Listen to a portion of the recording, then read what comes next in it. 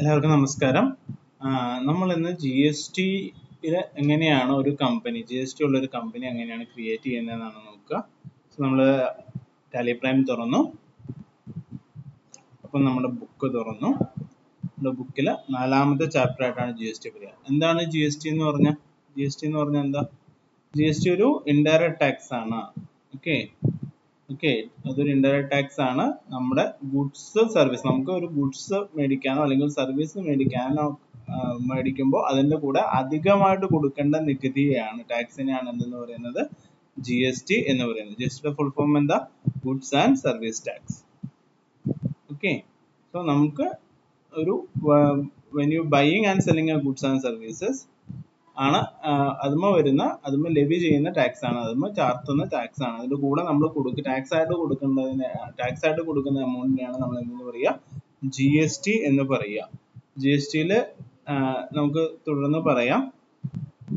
കുറച്ച് കാര്യങ്ങളുണ്ട്, നമുക്കത് വേറൊരു വീഡിയോ ആയിട്ട് ചെയ്യാം. നമ്മളിവിടെ ഒരു കമ്പനി എങ്ങനെ ക്രിയേറ്റ് ചെയ്യാമെന്ന് മാത്രമേ പറയാനുള്ളൂ കേട്ടോ. സോ നമ്മൾ ചെയ്യാൻ പോകുന്ന കമ്പനിയുടെ പേരാണ് Sky Hypermarket Business Solution Private Limited. So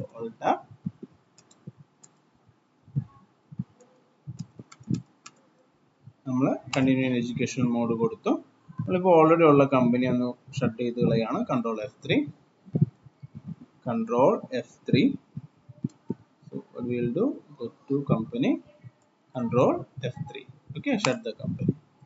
So I full shut ചെയ്ത് കളഞ്ഞു. Then we are going to create the company. Location ഒന്ന് മാറ്റി കൊടുക്കുകയാണ്. Control V. നിങ്ങൾക്ക് ഇഷ്ടമുള്ള ലൊക്കേഷൻ കൊടുക്കുക കേട്ടോ, നിങ്ങളുടെ ലൊക്കേഷൻ കൊടുക്കുക. കമ്പനിയുടെ പേരെന്തായിരുന്നു? Sky hyper market. Okay, control C. Okay, so address വരുന്നത് കർണാടകയാണ്. കർണാടക തന്നെ കൊടുക്കാൻ ശ്രദ്ധിക്കുക.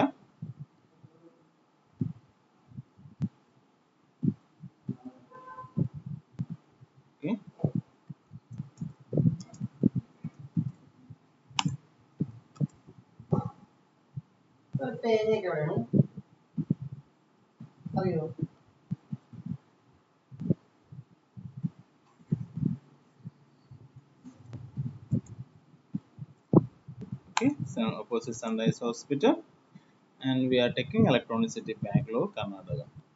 Okay, so tap control V. So ഇതാണ് എൻ്റെ അഡ്രസ്സ് വരുന്നത്. നമ്മൾ എല്ലാ കാര്യങ്ങളും ഇതിൽ സെല് ചെയ്യുന്നുണ്ട്. പെൻ സെല് ചെയ്യുന്നുണ്ട്, അതുപോലെ മൊബൈൽ സെല് ചെയ്യുന്നുണ്ട്. എല്ലാ സംഭവങ്ങളും സെല് ചെയ്യുന്ന ഒരു കമ്പനിയാണ് hyper market and business private limited.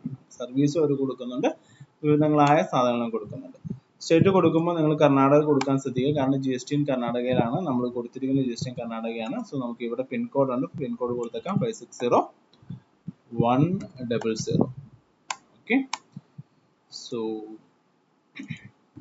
1/4 നമ്മുടെ ഫിനാൻഷ്യൽ ഇയർ.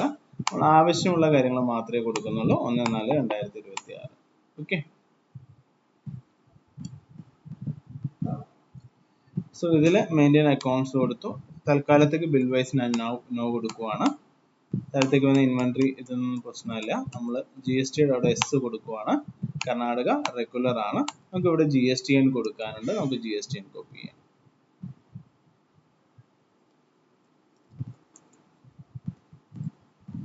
ഓക്കെ, മന്ത്ലി നമ്മൾ നോർമലി കമ്പനി കൊടുക്കുമ്പോൾ നമ്മൾ അതിൻ്റെ യൂസർ നെയിമും പാസ്വേഡും കൊടുക്കുന്നതാണ്. Mode of filing DCS EVS ഉണ്ട്. EVS എന്ന് പറയുന്നത് നമുക്ക് OTP വഴി ഫയൽ ചെയ്യുന്നതിനാണ്. DCS എന്ന് പറയുന്നത് ഡിജിറ്റൽ സിഗ്നേച്ചർ വഴി ചെയ്യുന്നത്. ഡിജിറ്റൽ സിഗ്നേച്ചർ നമുക്കൊരു പെൻഡ്രൈവിലായിരിക്കും ഡിജിറ്റൽ സിഗ്നേച്ചർ. നമുക്കൊരു പെൻഡ്രൈവിലാണ് ഡിജിറ്റൽ സിഗ്നേച്ചർ ഉണ്ടാവുക. അത് ഉണ്ടെങ്കിൽ ഫിസിക്കലി നമ്മുടെ കയ്യിലുണ്ടെങ്കിൽ മാത്രമേ നമുക്ക് DCS വെച്ച് സൈൻ ചെയ്യാൻ പറ്റുള്ളൂ. അപ്പോൾ ചെറിയ കമ്പനികളാണെങ്കിൽ EVS മതി, വലിയ കമ്പനികളാണ് DCS എടുക്കുക. ഞാൻ നിലവിൽ ഒന്നും കൊടുക്കുന്നില്ല, നോട്ട് ആപ്ലിക്കബിൾ ആണ് കൊടുക്കുന്നത്. ഈ ഇൻവോയ്സിങ് ഇപ്പോൾ നമ്മൾ കൊടുക്കുന്നില്ല, അത് വലിയ കമ്പനികൾക്ക് മാത്രം വരുന്നതാണ്. Applicable from 14S. Okay, so ഇത്രയും കാര്യങ്ങളാണ്. ഇപ്പോൾ നമ്മൾ എൻ്റർ അടിച്ച് അക്സെപ്റ്റ് ചെയ്യാം, ഇല്ലെങ്കിൽ തൽക്കാലം എൻ്റർ അടിച്ച് അക്സെപ്റ്റ് ചെയ്യണം. കൺട്രോൾ A പ്രസ് ചെയ്യാം. സോ ഇതാണ് കമ്പനി ക്രിയേഷൻ എന്ന് പറയാം.